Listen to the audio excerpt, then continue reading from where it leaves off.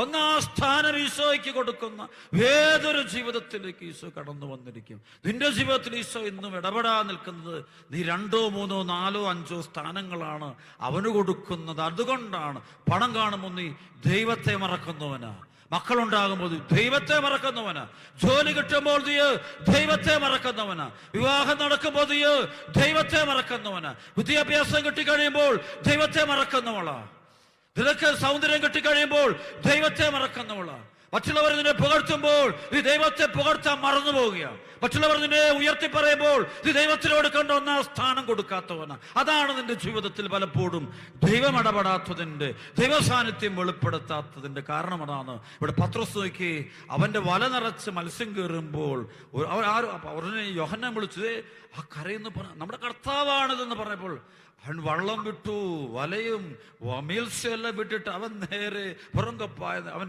നഗ്നനായിരുന്നുകൊണ്ട് പുറംകൊപ്പായ എടുത്ത് ധരിച്ചുകൊണ്ട് അവൻ ഈശോയുടെ അടുക്കിലേക്ക് നിന്ന്. അവനതൊന്നും വേണ്ട, അവിടെ അവൻ ഒന്നും വേണ്ട. കൂടെയുള്ളവരെ പോലും ഉപേക്ഷിക്കുകയാണ്.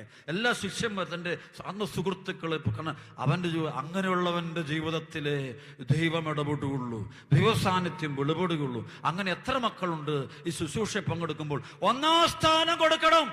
ഏതെങ്കിലും സുഖം കാണുമ്പോൾ, സെക്സിന്റെ പാപം കാണുമ്പോൾ ദൈവവചനവും പ്രാർത്ഥനാ ജീവിതവും ഉപേക്ഷിച്ചിട്ട് അതിന്റെ പുറകെ പോകുന്നവന്റെ ജീവിതത്തിൽ ദൈവസാന്നിധ്യം കാണാൻ അവന് പറ്റുകയില്ലെന്നേ ഒരിക്കലും സാധ്യത. മദ്യവും മയക്കുമരുന്നും സുഖഭോഗ വസ്തുക്കളും കൂടുമ്പോൾ ഒരു നിമിഷം നീ ദൈവത്തെ മറന്നു പോവുക. പത്രോസിനെ പോലെ അത് ഉപേക്ഷിച്ചിട്ട് ദൈവത്തിന്റെ പുറകെ പോകാൻ നിനക്ക് തയ്യാറല്ല. നീ ഒന്നാം സ്ഥാനം കൊടുത്തിട്ടില്ല. അതുകൊണ്ടാണ് ദൈവസാന്നിധ്യം നിനക്ക് ഇന്ന് അനുഭവിക്കാനായിട്ടും സ്വന്തമാക്കാനായിട്ടും നിനക്ക് പറ്റാതെ പോകുന്നതിന്റെ കാരണം.